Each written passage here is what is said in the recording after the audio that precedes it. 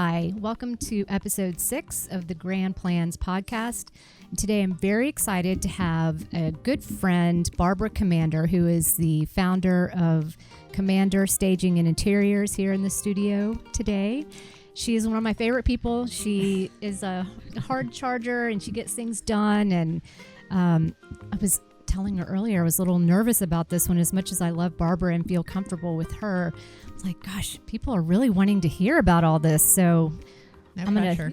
No pressure at all. But anyway, like I told Barbara earlier, I thought we'd start out talking a little bit about what Barbara does with what her company does, and then get into the hows of it, which I think is what people really want to talk the most about, and then conclude with why it's important. So welcome. And Barbara, welcome to the studio. Thank you for having me. This is so exciting. Mm-hmm. Yeah, it's kind of fun. So tell me a little bit about what your company does, and if like the meat of it, and then we'll get into the potatoes of it. So kind of how I started it continues to be what we do, and which was I had a little bit of a career change about 4 years ago, leaving one world and entering another, and watched my parents move for I don't know what time. They're good about that, but in their later 70s, and it's stressful, and trying to find the right home and how those homes were presented. I said, maybe I'm looking for the next thing, and maybe I could help people first selling their home, because she would kind of wince at some of the ways the homes were presented, and I thought that, see past that, Mom, that's just and she couldn't. And so I thought that was an idea that could help. And then watching them go through the whole moving process and so forth, I really wanted to start a company that would help someone when they decide to move. We can help them from A to Z, soup to nuts, take care of the whole process, and they can go about whatever it is they do, whether it's they're in retirement years, they physically don't want to handle it. They're a young family with young children. We've worked with that. Busy executives, people leaving the city or, going outside of Jacksonville, and then also just downsizing, going from large family home to smaller, one story, whatever. So we've been doing this now 3 years, and I've kind of seen I've seen all those types of clients, and we continue to, if someone comes up with a need that I haven't thought about yet, I find the resource and we take care of it. Yeah, and I've been in some of the homes that you've staged for realtors, and y'all, it is incredible, and it's so nice to see the before pictures and then the after, because that, when a room is decluttered and then set right, it is so attractive and so satisfying. So you do such a beautiful job with your work. But I always tell people it's not reality. This is staged. I know, but I want to live in that house when it's looking that way. Because you cannot have much to live that way. Right. We have baskets, but nothing's allowed to be in them. Right. That kind of thing. So baskets, but nothing in it. Yeah, that would be my dream. But so let's talk a little bit more about the getting into the hows of some of what you talked about earlier, that people are downsizing, that area of your business. And I was going to say, let's pretend that I'm a client and I'm downsizing, but we don't have to pretend, because that's going to be me, it's going to be you, it's going to be all of us, at some point here soon. So let's say you get into a house, and I think you might have been working with someone recently who is in this situation where you go into a house, it's accumulated stuff for decades. You have family who are involved. There's probably things of value, things of no value. What do you do? Is there a method to this madness, Barbara? Where do you start in this process? And this is where I tell also clients that are preparing for this big transition. I'm not a necessity. You can go this with family, children and so forth. But it's kind of like planning a wedding on your own, and then you're the bride or the groom or who and so it's wedding day, and you're still orchestrating, but yet you're living it. So you can go that route, but it might be more enjoyable for everybody if there is somewhat of a coordinator involved. Right. And so I've sometimes calling myself the ringmaster of a circus, because it is a bit of a circus. But I always say, let's start with the team. Your realtor is going to be hugely important. You can go that route without a realtor. But again, it just takes a lot of the pressure, the headache, the stress out of it when you've got someone managing that component of it. Right. And then I really say, let's just start with a timeline. If you know where you're going, you've found another home or a retirement community, and you know when the move date. So we just start, okay, that's going to be July 1. Now we're going to back up. Is there a feasible timeline? Like how quick is feasible? Like is it, can someone do a big house in 2 weeks, or is it more are we talking months? Like it really depends again on your team. If you and how much control you want over the process. Okay. If you need to see and go through every paper and every book and every collectible and so forth, that's going to be at your pace. And I say, once you have, or we can come in and say, okay, these are, we can make categories, and then you come back through and say that whole category can go, and then we will come in and either can be donated, can be right, let go of completely. Yeah. We have people that will come in and I affectionately call them my junkers, but I mean they serve a purpose in getting things out of there. Well, let's talk about that. So you're you're the coordinator, you come in. What's your first line of defense? Where we talked to the realtor, we've got the timeline down, got that kind of figured out. Now what? Are there layers of this process, and where do you start with digging? So again, if we know that we really need to, the realtor and the owner need to come up with when they want to list. And so then I can assess the house and say, okay, well, these are the things I think we really should tackle to really get the most for your sale. There could be some painting, wallpaper removal, depends on, the date of the decor. And again, we just start backing up. And the part about all the personables and so forth, they can, we have, I partner with moving companies where I supervise the packing of everything. And so it could all go with you, and you could deal with it on the back end, when you get to where you're going. Right. Or you can spend your time doing that now. And so really, I back up the timeline on I take lots of pictures. I go home and kind of digest everything and spit out a report. But it really is about if they're going to leave completely and the house is going to be vacant, then I make that plan. If they're going to live through the sale of the house before leaving, then we just talk about what needs to be edited down, where is it going to go, and I coordinate all of that. So it's like a calendar. We just kind of plug everything in. Right. But the part about going through all the personables, the papers, the books and that kind of thing, it really will depend on how much you're taking with you and how much you want to part with. Do you advise in this area? Is there a best practice for? Well, if they know where they're going, we can start to say, okay, well, how much space is in this new house? Is it an apartment? Is it a condo? Is it just half the square footage? Because we do offer space planning of the new, and I go through when we're in the house. I say, okay, well, what are of the furniture? What are things that they must go?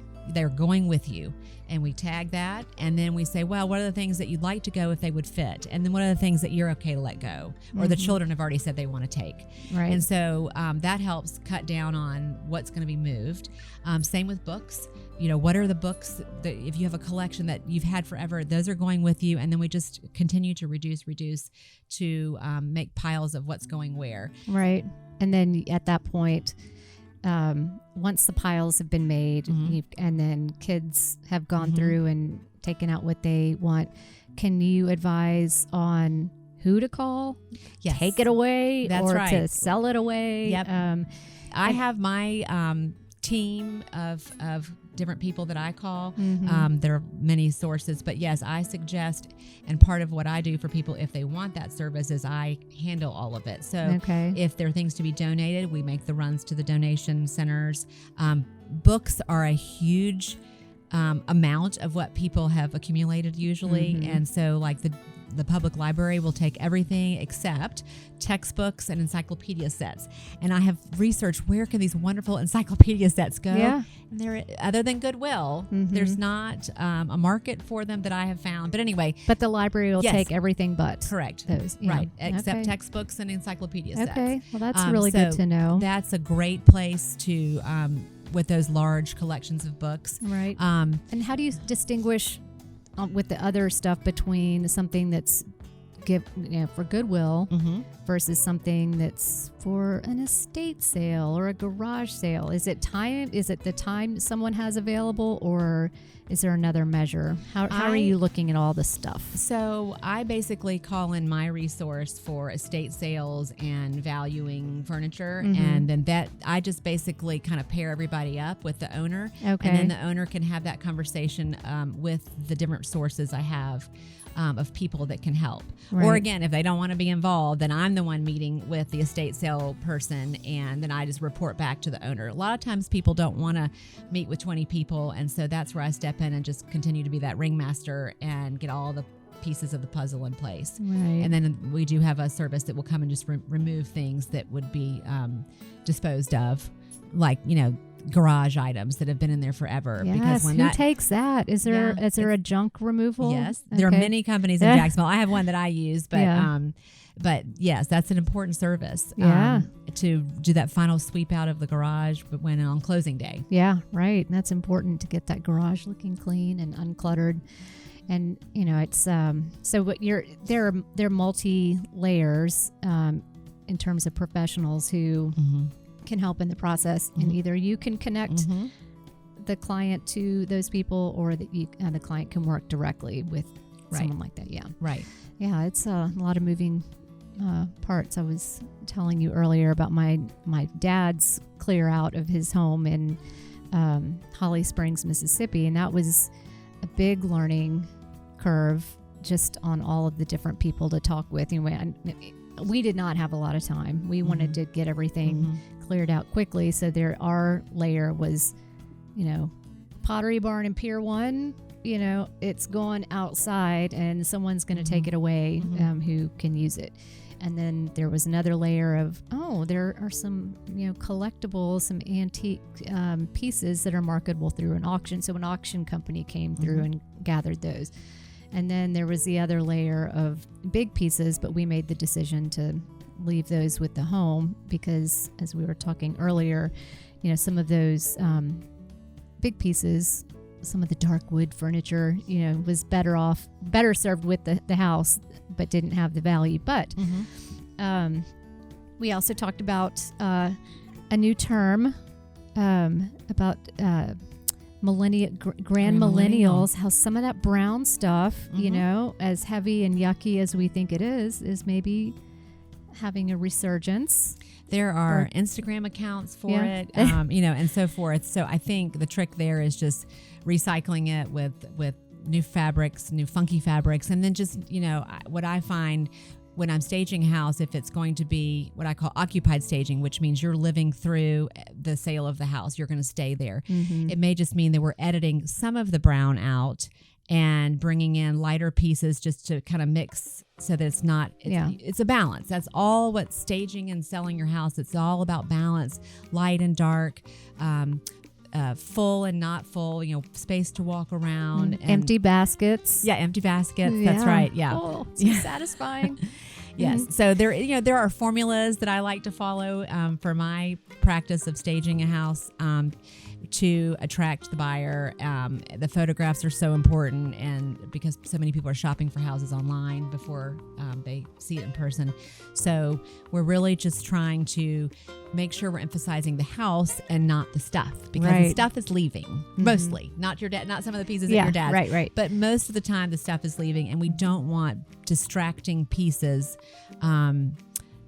where a buyer then is now focused on this great piece of sculpture that is not staying and not for sale versus the square footage of the room, the ceiling height, the crown molding, whatever it is. Yeah. So that's why we use neutrals a lot of time in our fabric colors, and if we paint colors and so forth. So very clean and fresh looking and simple. Because we want the buyer to be able to see themselves in the house, their stuff in the house. And when you've got, dark, whatever color walls or whatever, it's it's another distractor. Can you tell me a little bit about some of the clients that you've worked with and how that story plays out, and kind of take me through how you've been working with them on the scenario where someone's moving out, downsizing, or getting rid of the house altogether? I have a wonderful client story who had lived in Avondale for 40 years, I think over 40 years. They raised their 3 children there, and before they couldn't move themselves, they'd made the decision to downsize, and they wanted to get a master bedroom on the first floor. And they had never sold a house. This was like the first house they bought, and so they had never been through the process. Their realtor suggested me. Their daughter also had learned about me through social media, and so we made the decision, and this is an ideal situation. They had already found the one-story house. We decided to go ahead and move them, and then I would stage, and the house would be for sale after they moved. So did they pick key pieces to move ahead of time? Okay. Right. We were able to shift some furniture from other guest bedrooms into the master so they could take their master stuff with them. They left their dining table, which wouldn't have fit in the new house anyway, and it kept me from bringing in a dining room table when theirs was wonderful as it was. But they did have a lot of dark brown with some, fabric choices that were fabulous when they were first done. But, so we pared down, the children came and got what they wanted. And we even had, I'm trying to remember if the estate sale was before, I think it was before the staging. So we were able to also liquidate some of the pieces through that the children didn't want. But prior to the staging, the fun part for me was I space planned the new house, and the day of the move, they went to hang out with their daughter in her house and have coffee and do all that they did while all the chaos was happening. The movers came. It was a very full day. We all the boxes, the truck, everything, went to the new house. Everything was put in place. My team had their bed made in the new house with everything. Oh my God, Barbara. We had an essentials box, which we always do, with the coffee maker and the first night of, pots and pans, that kind of thing. That gets unpacked first. You can't unpack a full house in a day. So that was day one. Okay. And the children jumped in and started working on the unpacking, but we do also unpack and put away too. Right. So at the end of the day, they were able to come and sleep in their new house, and everything was, as we had discussed and planned. It's a miracle. It's an Easter miracle. So it was, everybody was happy. It was That's a great, awesome. And then one other scenario, just, because the service can help people that are not necessarily downsizing. Yeah. I had another client, and his children were moving, and the timing of the move was all of a sudden aligning with a overseas trip that he had planned. And so I told the client, I said, look, this is going to happen. The dates, unfortunately, you can't change. I said, look, you just pack your suitcase, go on your trip, and when you get back, we'll see you at the new house. And my gosh. We packed. I mean, literally, the coffee cup was in the sink. They picked up their suitcase and walked out the door. We packed everything. It was loaded, and again, space planned, and they were gone for overseas. So I think they were gone for like a week. And so my unpack team came in, and literally everything was put away in closets. We had my carpenter come and hang all the heavy mirrors, art that, I don't try to do that myself. I have people. Yeah. And so when he walked in, I think his mother stopped by the process, and she just was just checking on us, to see how it's going. When they got back, everything was done, and that is such a wonderful dream. It was great for us too. We enjoyed doing that for that family, and that was those types of scenarios is why I started this. Yeah. I wanted to be able to help someone through every step if they wanted it. Right. And I think, though, for most people, it feels like a really big, hard, impossible task.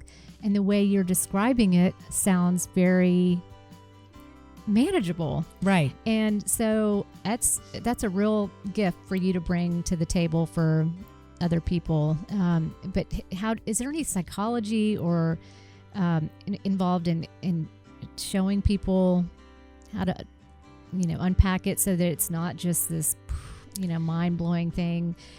Do people come to you just at their wits' end, not knowing how to start? Hopefully they come to me before they started, because when you get deep into it, it's thankfully we've kind of started on the front end, and I think people go into it first, like the client that we're going to be working with, and they will move later this summer. They initially thought, well, we'll do all the packing ourselves, and I said, that's great, So I'm just here to help talk about the staging of your house and how we're going to get the most money for the sale.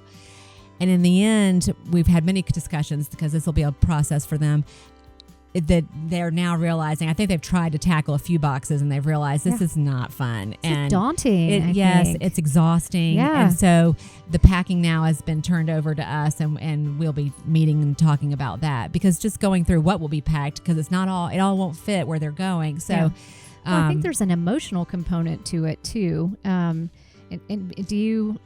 do you know how to, how do you address with the emotional component with people? I've got to think that's just a huge part of it, is that change is hard.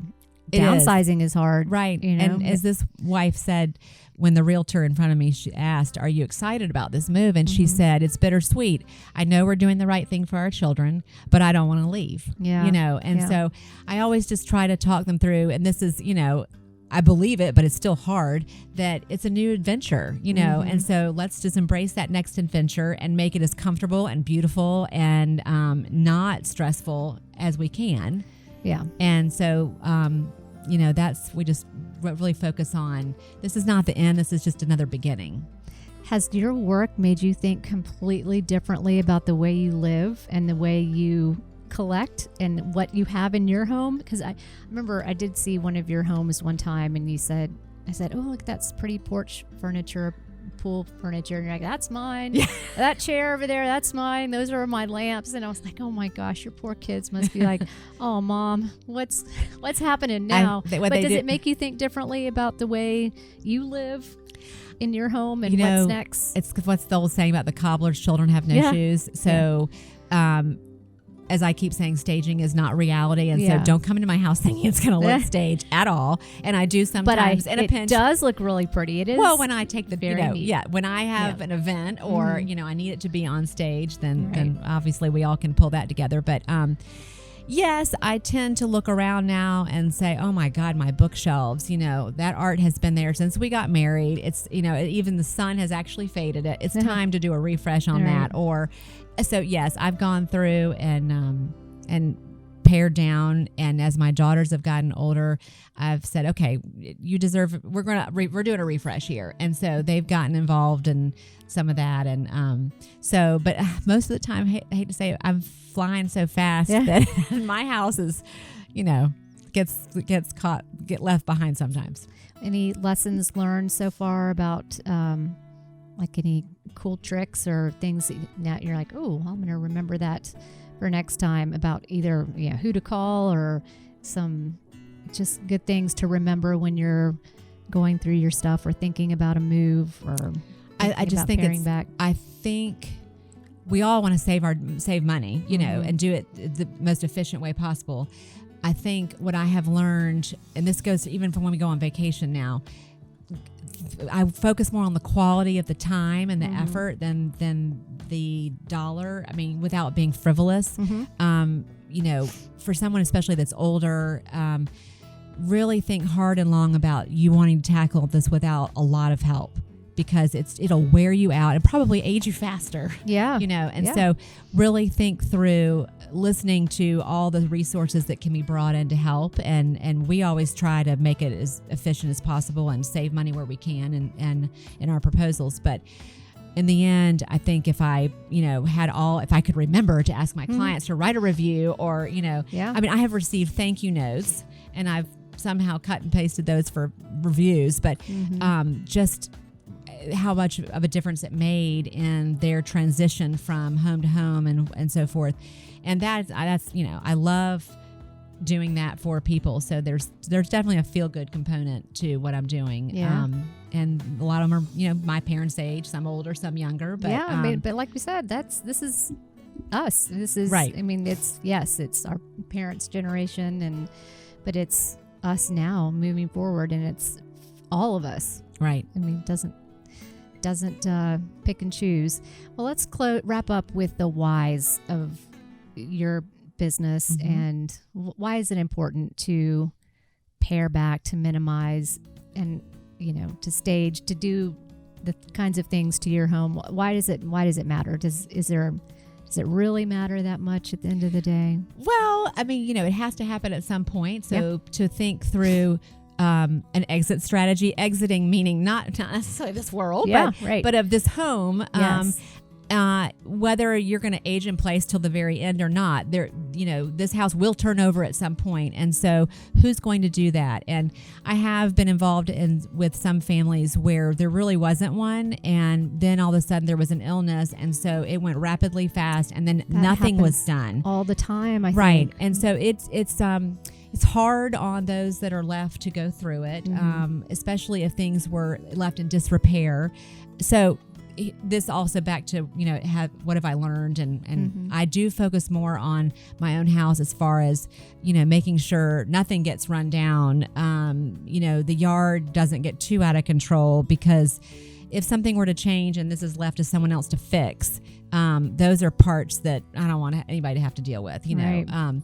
So thinking through along those lines of just kind of what the exit strategy will be. Yeah. And that will help you now maybe think through that book collection. Do I really need all this, or could I share it? Let's pass it on. That's what I'm also always telling people when they're so sad to let this, whatever the collection is, or the furniture, whatever, like, well, it's going to get a bit the Hummel collection. Yeah. Somebody else is going to love having this. Yeah, and so it's had its time with you. And so now it's time to share. And somebody else is going to love it just like you did. So, just thinking through what we really need and what we use on a, daily basis. If you were to pack for a 2-week vacation, how much is not going with you? How much are you not using? That's a good thought. That's a good mental. And that's how we talk about when we're packing too. Like, pack for, sometimes depending on the market, how slow or fast it's going, I say pack for a season, and let's go ahead and pack everything else up. You're not going to need you don't need winter clothes at this point. You'll need them in November. Your house will be long sold by then. Yeah. So, those are strategies we use for also getting the house ready to sell. But yeah. And then the whys, of course, the impact on value of a home. So, and I'm sure your business, knows this well. I mean, the value of a home that's staged and looks nice and looks welcoming and simple and not uncluttered. full. Believe right. it, we don't want the house to look full, because the first thing that comes to mind, especially with closets, is, oh, well, they didn't have enough room, so I'm not going to have enough room. So, little trick, when you're selling your house, all your closets should be no more than 50% full, and nothing on the floor, because that shows in someone's mind there wasn't enough space elsewhere to put whatever that is. And that translates to value, I would assume. Right. I mean, that's why y'all do what you do. Yes. It's really presenting the house. I always ask realtors, we had one that we staged last week, and it went on. They had an open house on Sunday, which was kind of the first day it was on the market, and they had 3 cash offers that day. They're done. Yeah. And I asked the realtor, kind of on the down low, would this house would this same outcome have happened if the house had been vacant, because they'd already moved out? And she said, well, certainly not this fast. And so, and time is money, every day on the market. So, anyway, yes, preparing properly is money in the bank. Yeah. Well, Barbara, you're money in the bank.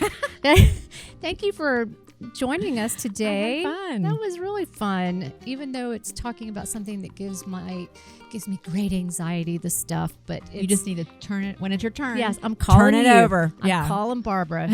So thank you for coming in today and sharing all your tips and expertise, and it was great. Thank you for joining us.